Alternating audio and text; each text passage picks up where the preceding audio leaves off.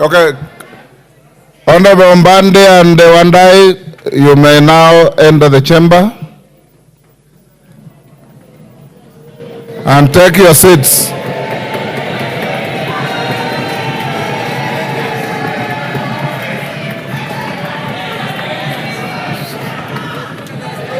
No, they are not.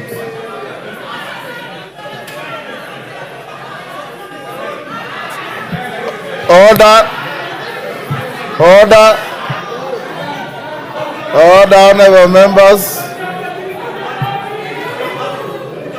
Order. Order, please. Order. Order, honorable members. Order. Honorable members, after the vote, order, and you know we have a precedent to this. Having taken the vote, this House will from this evening lose 2 members to the executive. And as we did last time with our colleagues, Honorable Duale and Alice Wahome, I'll give each one of the 2 an opportunity to say something to the House. Each one will have no more than 5 minutes. I'll start with the Honorable WANDAYI.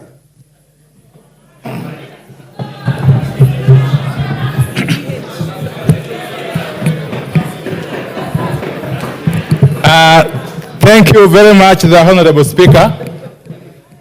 Honorable members, allow me, following the communication by the Honorable Speaker, to say a few things as I hand over the instruments of the office of the leader of the minority party to the new office holder. My tenure as the leader of the minority party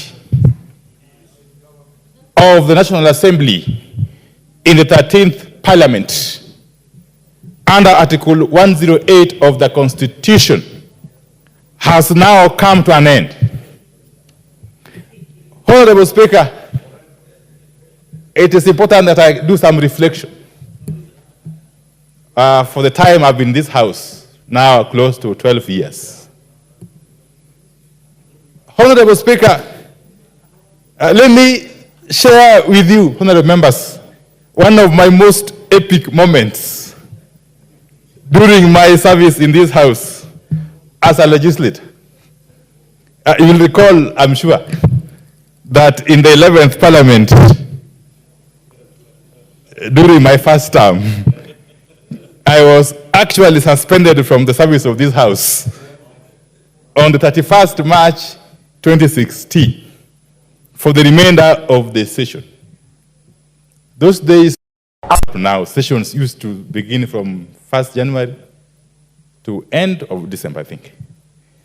So I was suspended for the remainder of the session on 31st March 2016.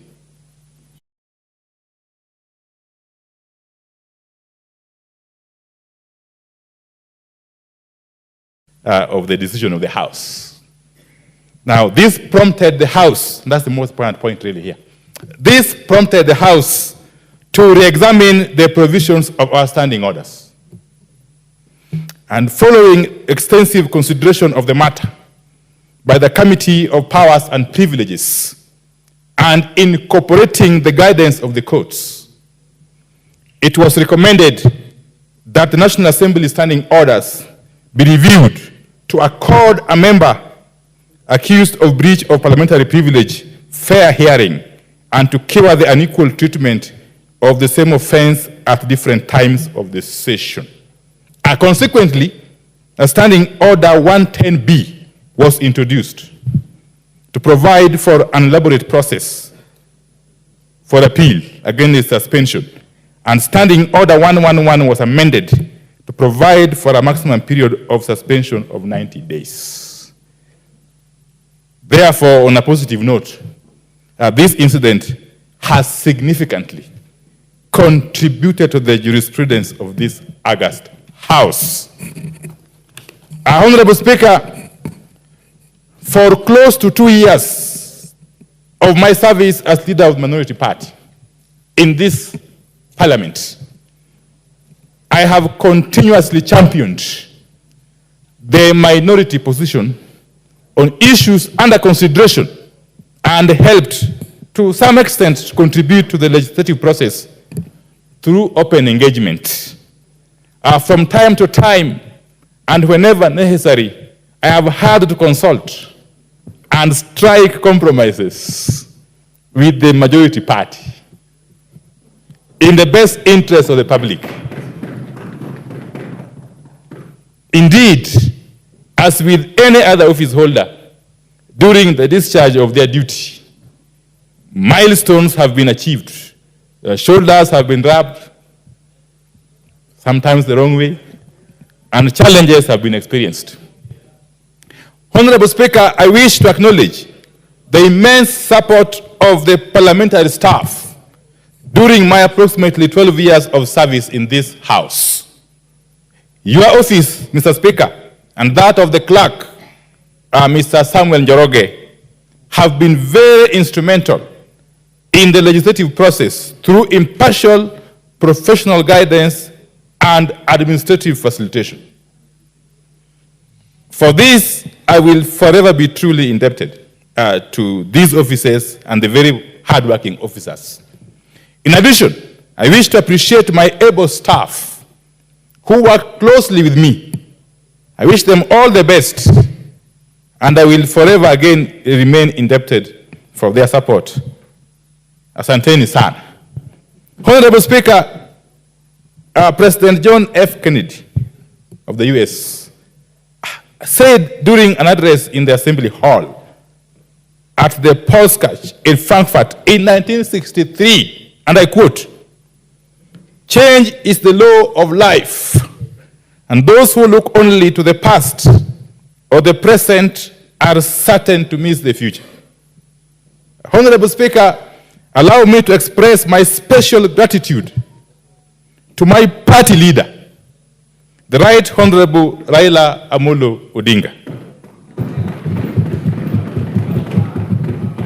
Baba, for enabling my appointment as the leader of the minority party in September 2022.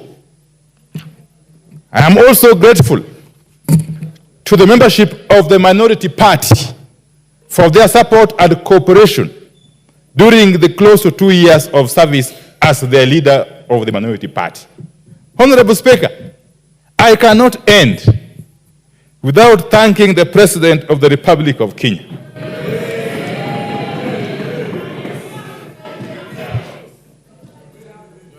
I repeat. Okay.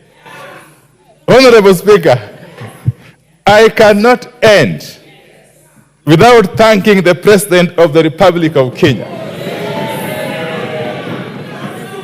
His Excellency William Ruto, His Excellency Dr. William Samoei Ruto, PhD, for granting me this historic opportunity to serve my country as Cabinet Secretary in the Ministry of Energy and Petroleum. I wish to reiterate, Honorable Speaker, that this country is much bigger than each and every one of us, and we have a duty and obligation to protect and nurture it for the present and future generations. Honorable Speaker, I take this opportunity to congratulate my very able successor, the Honorable Junet Mohammed, MP, as he takes over the office of the leader of the minority party. Honorable Speaker, you will agree with me that Honorable Mohammed, who completes his tenure as the minority party whip today, has with legendary humor and wit effectively discharged his role to the House and to the party. Honorable Mohammed to you now. This is not an opportunity for you to fill my shoes.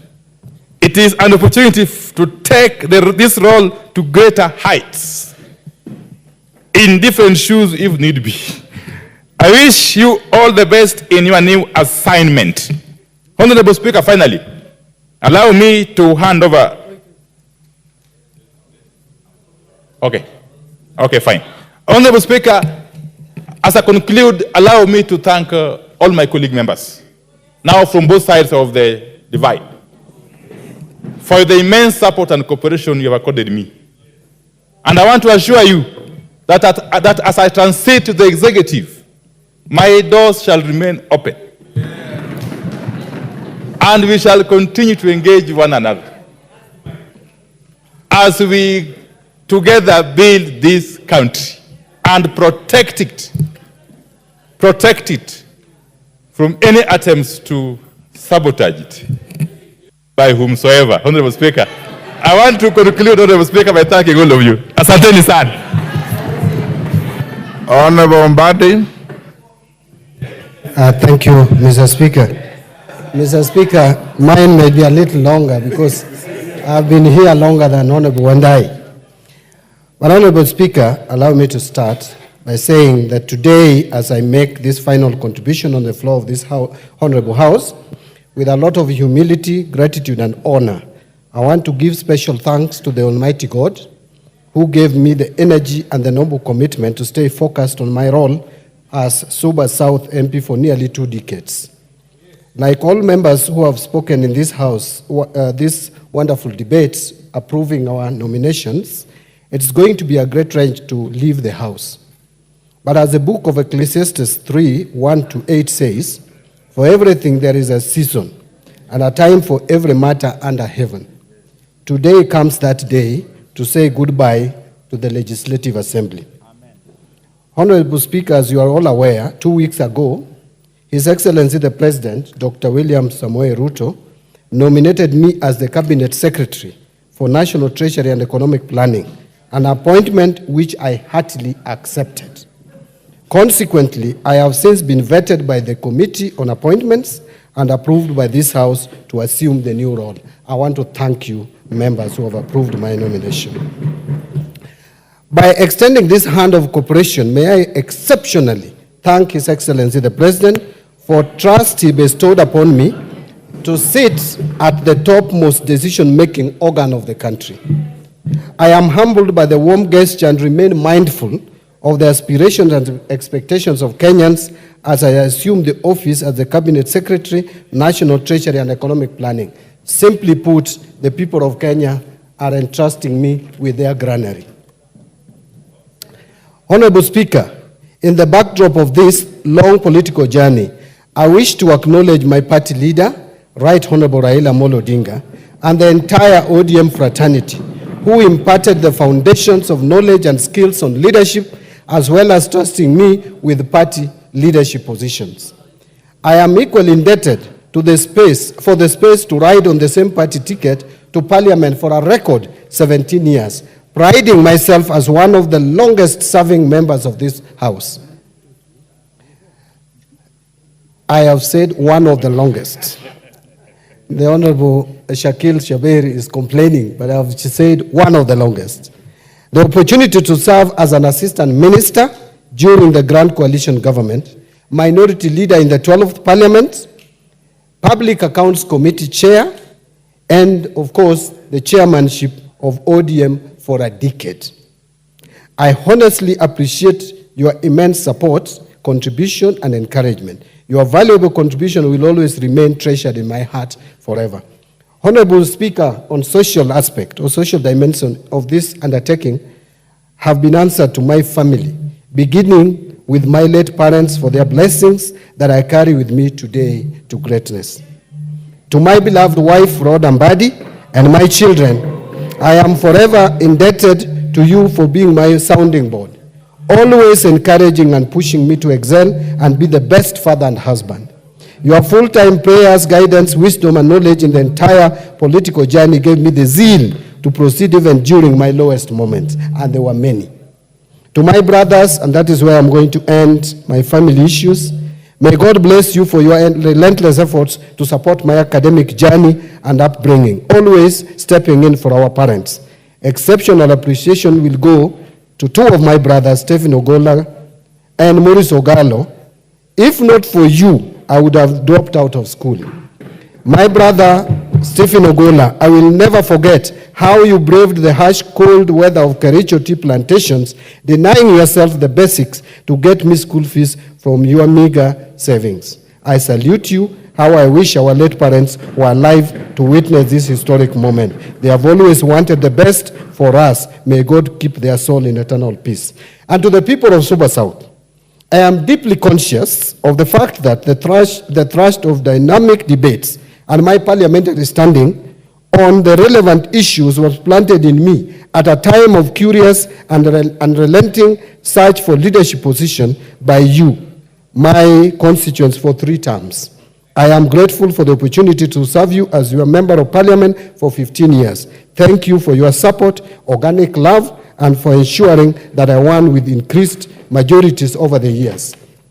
Honorable Speaker, as a community, we did exceedingly well, utilizing NGCDF to ensure that our children continue to access quality education by strategically renovating and expanding our educational infrastructure and bursaries to cope with the number of students enrolling in schools. We leverage the participation of our people in meaningful development to transform lives through bigger, broader, better managed and well-resourced constituency projects. We enhance participatory approaches within the constituency and ensuring judicial use of public resources and many more. Thank you once again for the opportunity to be your member of parliament. And now to my fellow Kenyans. I am overwhelmed by the messages of goodwill you sent before, during, and after my vetting. My heart is elated with the heartwarming compliments and well wishes I have received so far. This demonstrates the level of confidence and hope Kenyans have in me. And dear colleagues, now I come to members of the National Assembly. Dear colleagues, I have never shied from playing my role as a member of this House. I have diligently performed my legislative functions to the best of my knowledge for the last 17 years. To this day, I will cite a few. I have represented my constituents and special interests in the National Assembly as required. I have participated in deliberation and resolutions of issues of concern to the people. I go on record as the only member of this House who, after meticulously analyzing the budget, managed to discover a fictitious computer error of Kenya shillings 10 billion in the budget estimates for the financial year 2011 and 2012, which the ministry later acknowledged. I have participated in the enactment of the legislations in accordance with the Constitution, notably being part of the legislative task force that drafted the Public Finance Management Act 2012.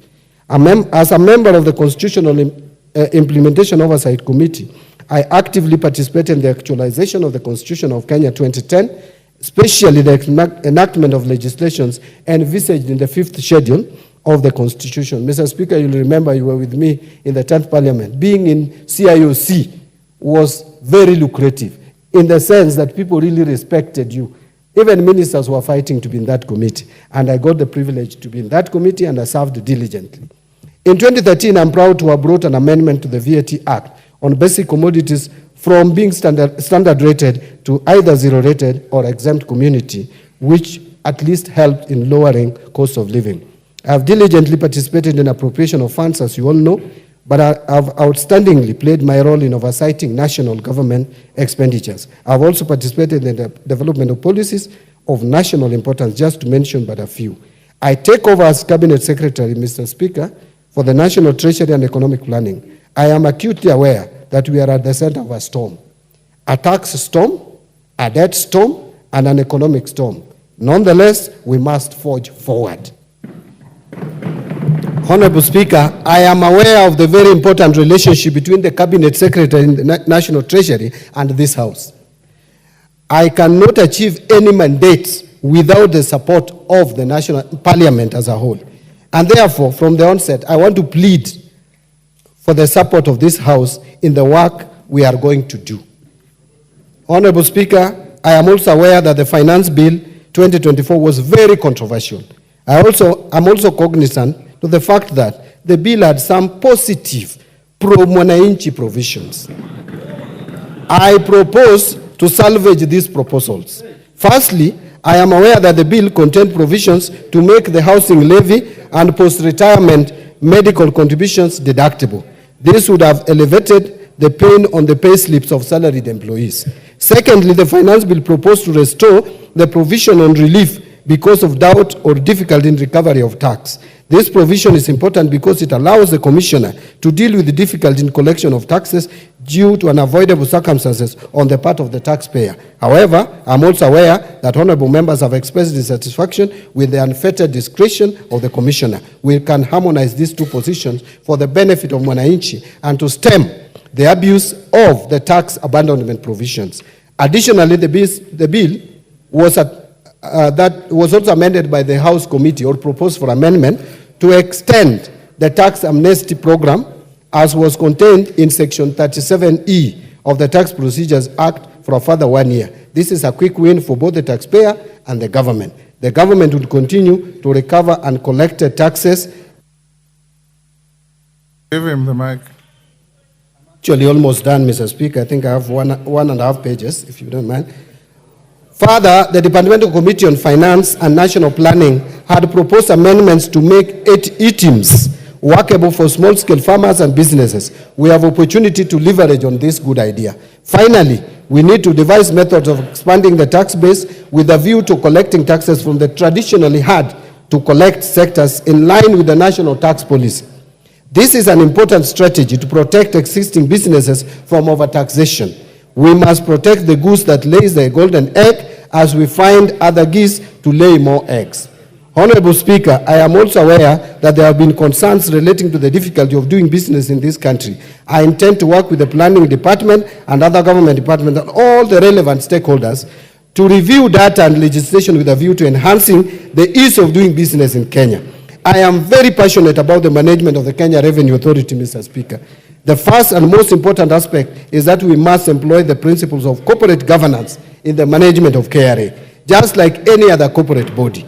There should be a distinction between the role of the chairperson of the board as a whole, and the Commissioner General as the CEO and the management officers of KRA. Honorable Speaker, additionally, during the vetting, I spoke about recruitment of competent officers at the Kenya Revenue Authority.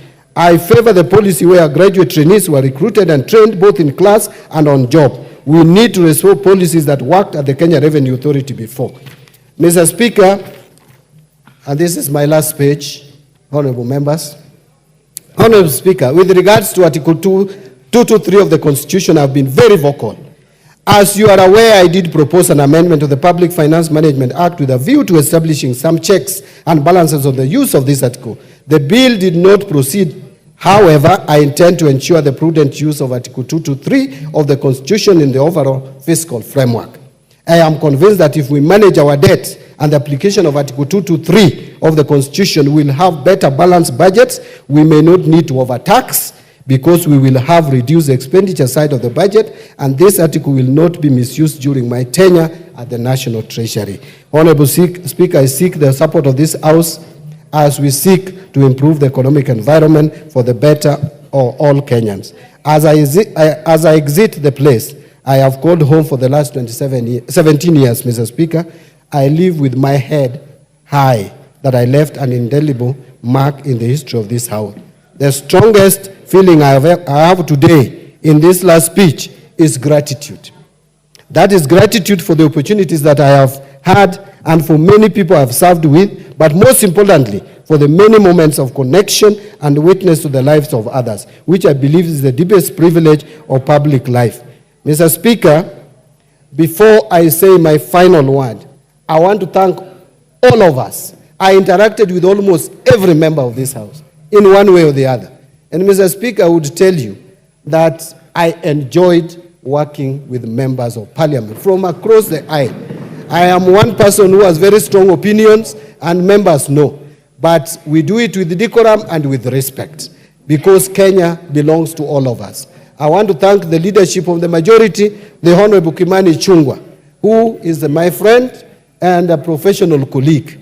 At times, we didn't agree a lot, But outside the chambers, we were always friends, Mr. Speaker. There's one person who knows where I live and knows my children and wife because we are friends. Honorable Mutembei learned a lot from me.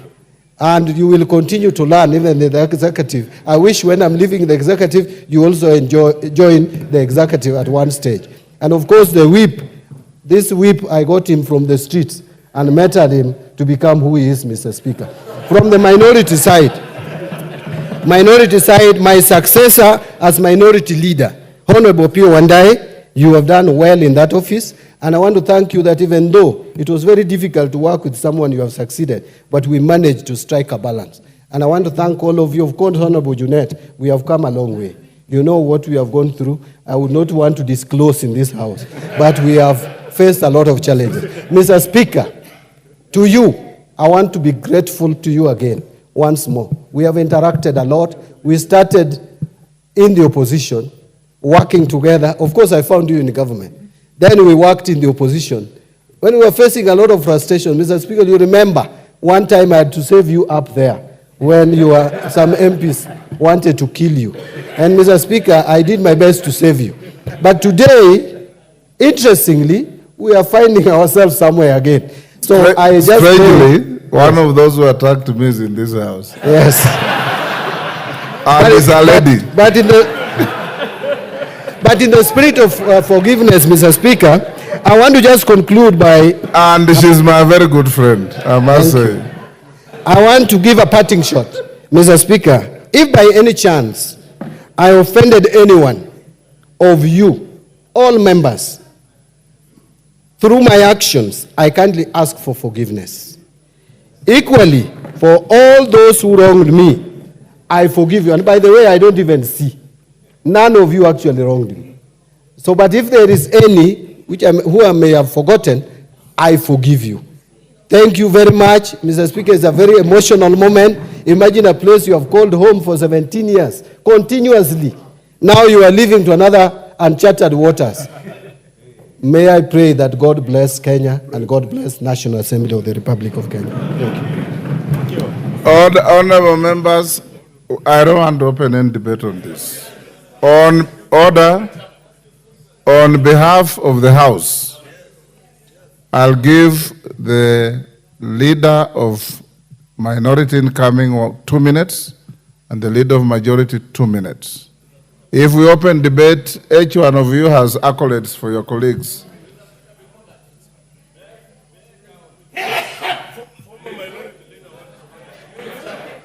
We'll come to that. We'll come to that. What is your point of order, Patrick? Commissioner Makau? Mr. Speaker, with a lot of respects to Honorable WANDAYI and Honorable MBADI, I listened to their very beautiful speeches. Honorable Speaker, the 12th Parliament were in this House as Wiper Party. We supported MBADI as the leader of minority in this House. We have supported WANDAYI. In their speech, Mr. Speaker, they have not even mentioned or appreciated Wiper members of Parliament who have been here, supported them relentlessly, Mr. Chairman. You've made your point. Mr. Speaker, is it possible for them to give them a second just to appreciate members of Wiper Party in this House, Mr. Speaker? Order. Honorable Makau. Honestly. Commissioner Makau, take your seat. Order, honorable members. Honorable Makau. In law we say, expressio unias est excluso alteras. Meaning, expressio unias est excluso alteras. To specify one is to exclude another. So, for them not to have mentioned you is neither here nor there. Don't solicit to be mentioned. Order, honorable members. Order, Shakil. Take your seat. Junet, you have 2 minutes. Thank you, Mr. Speaker. Mr. Speaker, today is a bit heavy day for me, Mr. Speaker, because the people this House is losing today, Mr. Speaker, who are going to the executive, are people I have worked with very closely, Mr. Speaker. Honorable MBADI was our minority leader in the 12th Parliament, and I was his whip, Mr. Speaker.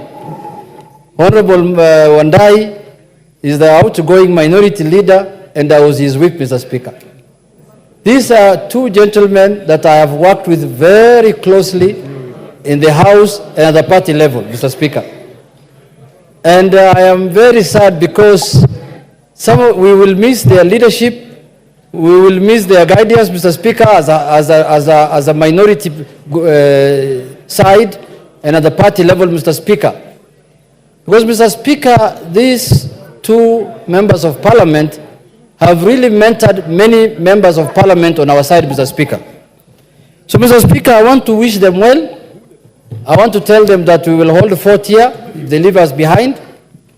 Mr. Speaker, Honorable MBADI is an amazing person, Mr. Speaker. Mr. Speaker, MBADI has been the chairman of our party for the last 10 years. And he has guided this party in a manner that there were very little disputes, Mr. Speaker, in the party. And for members of a huge party like ODM, a national party like ODM, to have faith in someone, Mr. Speaker, it means a lot. It tells you what kind of a leader he is, Mr. Speaker. Coming back to the minority leader, Mr. Speaker, whom I've worked with him the last 2 years as the minority leader, Mr. Speaker, I can say this without fear of contradiction, that he's a resolute leader, Mr. Speaker, a man who's very consultative, Mr. Speaker, a leader who consults on each and every issue that is before the House, Mr. Speaker, a leader who knew how to interact with his members, Mr. Speaker. And Mr. Speaker, the other day when he was speaking here, when he appeared, before the vetting committee, my heart went a bit, almost missed a second, Mr. Speaker, because I saw I will be lonely in this House, Mr. Speaker, as the whip, Mr. Speaker. But having said, Mr. Speaker, they have to go and serve the people of Kenya. I can tell you, when the nominees who came from the ODM appeared, Mr. Speaker, before the vetting committee, I was very proud, Mr. Speaker. The way they answered the questions, the way they know the dockets they have been taken to, the way they understand the challenges Kenyans are facing, Mr. Speaker, I was very happy because we have sent a team who understand what's expected of them, Mr. Speaker. People who are experts in their own fields, Mr. Speaker. People who know what they want to achieve. People who have a vision. People who will make sure that our party and our people are held high, Mr. Speaker. End up. Mr. Speaker, I want to conclude by saying this, that I want to assure them that now that we are remaining here, we will make sure that we do our work. We will continue from where they have stopped, and we wish them well. We want them to serve Kenyans, irrespective of their communities, irrespective of their parties, irrespective of where they came from. And I want to tell them that we will take care of our party, the people, some of us who are remaining. Mr. Speaker, lastly, I want to say that I am very proud also about my party and my party leader, Mr. Speaker. I can see my party leader has nurtured and brought up very serious leaders, Mr. Speaker. Because these are people who have grown under his wings, Mr. Speaker. I know what I'm talking about. And they know themselves what I'm talking about. I'm a very proud Kenyan today, Mr. Speaker, because it is good for a leader to nurture people to the extent where Honorable MBADI and Honorable WANDAYI have reached. I must say kudos to my party leader, Honorable Raila, Amolo, Odinga, Baba, Mr. Speaker. With those few remarks, Mr. Speaker, I congratulate them and I wish them well. Thank you very much. Majority Leader. Thank you, Honorable Speaker. Honorable Speaker, on behalf of the House, allow me first to convey my congratulations to our two colleagues, the Honorable John MBADI and the Honorable OPIYO WANDAYI. Honorable Speaker, as Honorable John MBADI has said, we are indeed friends. When I joined this House back in 2013, the Honorable John MBADI was a member of the Public Accounts Committee, and I happened in my first term to be elected as the Vice Chair of the Public Investments Committee. And being professional colleagues, we had a lot to learn from each other, or rather I had a lot to learn from the Honorable John MBADI, having been my senior, having joined the House 5 years ahead of me. And since that time, Honorable Speaker, even when he succeeded the late Honorable Nyenze as leader of minority, we worked very well together when he was leader of minority, and I was an ordinary member and later chairman of Budget and Appropriations Committee, where he also served me as a member of the Budget and Appropriations Committee, and we immensely benefited from his knowledge on public finance matters, having been one of the architects of our Public Finance Management Act of 2012. And indeed, I would say without contradiction that the Honorable John Mbadi is a member who has served this House, his constituency, and this country with diligence and with a lot of commitment. And I wish you well, my brother, as you go out to serve. As he said, Honorable Speaker, he's my friend. I have been to his house numerous times. I've had meals in his house. The only place I'm here to visit is his house in Suba, and I will soon be there, even as I oversight you as Cabinet Secretary, National Treasury. I will visit you. My brother, OPIYO WANDAYI, when we joined this House together with OPIYO WANDAYI back in 2013, as first-time members of Parliament, we got to know each other and became very good friends. And by coincidence, we were both nominated by our respective coalitions and parties to be leaders of minority and majority, respectively, Honorable Speaker. And we have worked very well with my brother OPIYO WANDAYI, and not to forget the Honorable Robert Mbui, the Honorable Junet Mohammed, and the minority whip, Mheshimiwa Honorable Mwenje. It is true, Honorable Speaker, that we hold divergent views across the political aisle. But at the end of the day, we serve the same people in one country. And we must at all times remember that. And I must thank these two leaders because it has never been lost to them that everything we do here is in the best interest of the people of Kenya. It is true, as Honorable OPIYO WANDAYI has said, we have at times consulted. We have at times agreed to disagree and done so respectfully. At times we have agreed to agree and push business on the floor of this House very well. And even as I congratulate and welcome my brother Junet Mohammed as the new leader of minority in the House, congratulations, Honorable Junet. And I look forward to working with you in the best interest of the people of Kenya. Honorable Speaker, as these two honorable members depart from this House, one after 17 years, the other one after 12 years, you go out now to serve in the executive. We shall remain here as your friends, but to oversight you. You go out to serve the people of Kenya, but we represent those people that you are going out to serve. We shall oversight you without fear, without favor, whether you came from this House or you are among those of your colleagues who are coming from the private sector. And Honorable Speaker, as I conclude, allow me to take this opportunity to thank His Excellency the President for seeing beyond our political divide, for putting the nation ahead of all our political inclinations, Honorable Speaker. Difficult times like this our country is going through economically, difficult times as the world is going through, Honorable Speaker, I was saying earlier, if you look at all corners of the world, from the far east to Asia, to the west in Europe, and the UK, as I mentioned, the whole world looks like is in turmoil. It calls great leaders, like the Honorable, His Excellency, Dr. William Ruto, and the Right Honorable, His Excellency, Raila Amolo Odinga, to see beyond their regions, to see beyond their political inclinations and parties, and put the nation ahead of every other consideration, Honorable Speaker. How I wish and how I pray that those of us here as leaders, and even those who are outside this House, Honorable Speaker, as leaders, we will always put our country ahead of our selfish and parochial interests and politics at times, and put the nation first.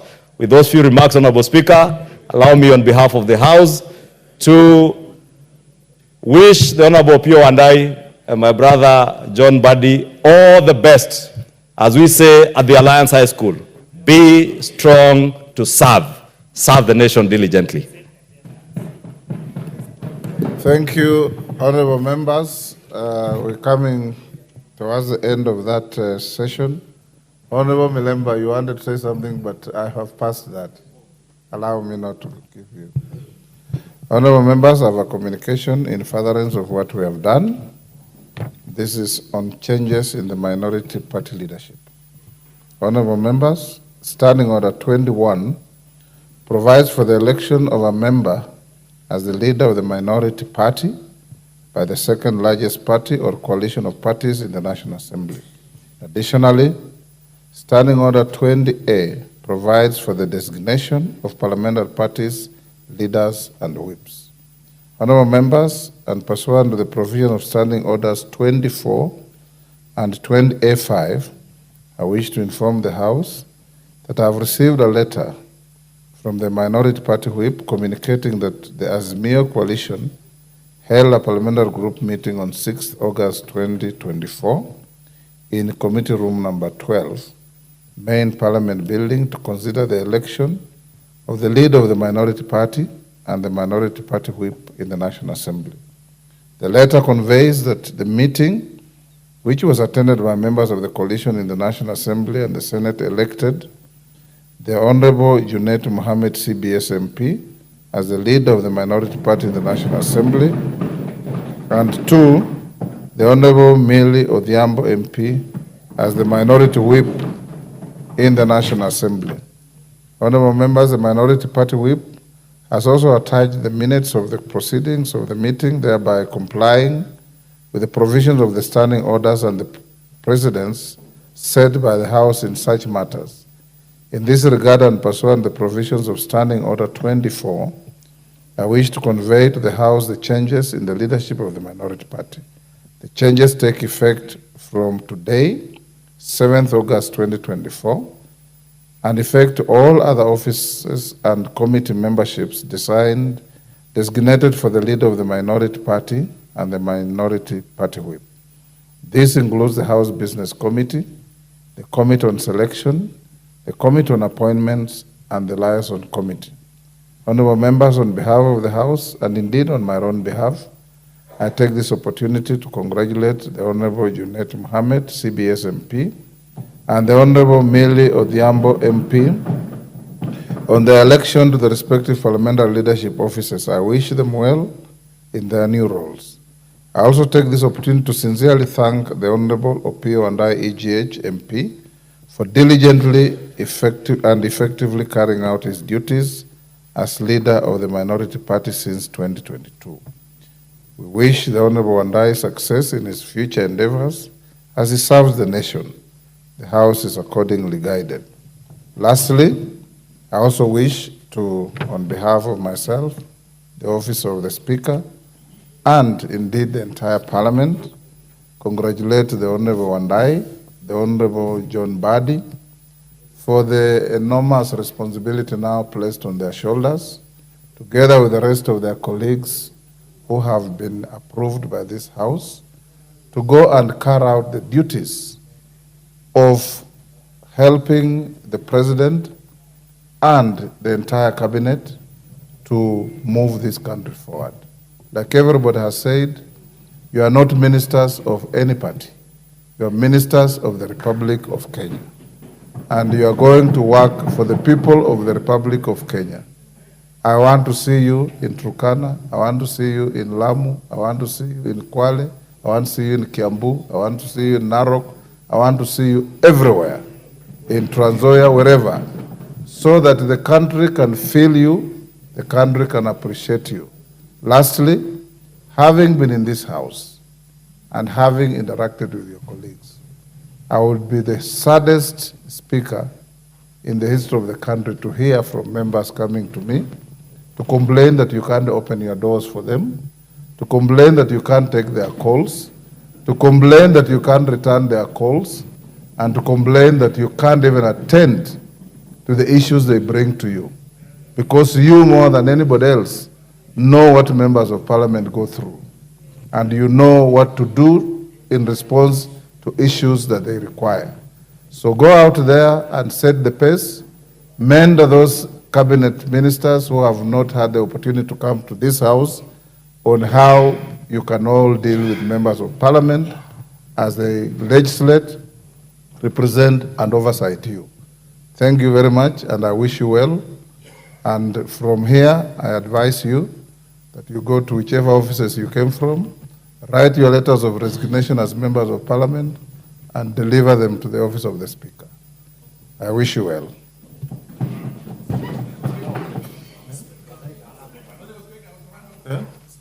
Wandayyi can now hand over to Junet without much drama.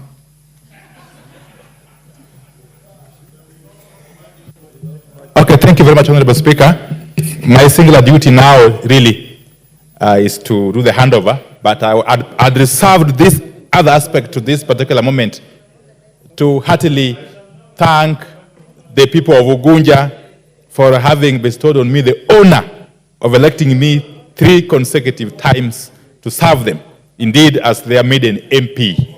I want to pray that the Almighty God guides the people of Ugunja in identifying my successor moving forward. Let me therefore take this chance, Honorable Speaker, to hand over this file to the incoming leader of the minority party as his starter pack.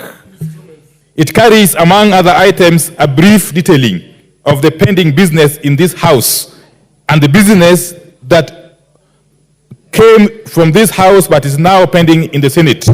The pending business in the pack includes 8 bills conceived by the National Dialogue Committee, NADCO, for consideration by Parliament, which are currently at different stages in the 2 houses.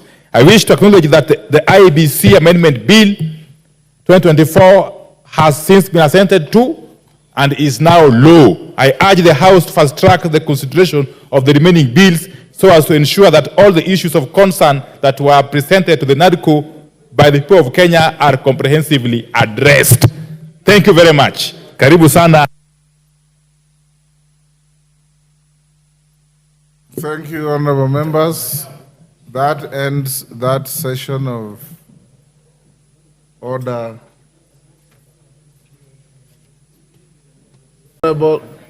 Yes, I can see her. Come. Come. Honorable